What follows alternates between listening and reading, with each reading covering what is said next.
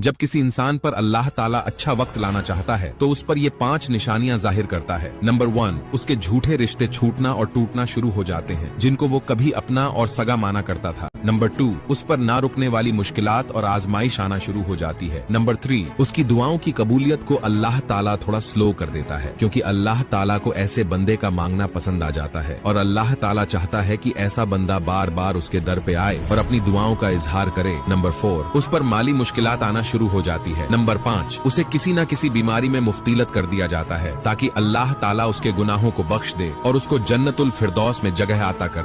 जब किसी इंसान पर अल्लाह ताला अच्छा वक्त लाना चाहता है तो उस पर ये 5 निशानियां जाहिर करता है। नंबर 1, उसके झूठे रिश्ते छूटना और टूटना शुरू हो जाते हैं जिनको वो कभी अपना और सगा माना करता था। नंबर 2, उस पर ना रुकने वाली मुश्किलात और आजमाइश आना शुरू हो जाती है। नंबर 3, उसकी दुआओं की कबूलियत को अल्लाह ताला थोड़ा स्लो कर देता है क्योंकि अल्लाह ताला को ऐसे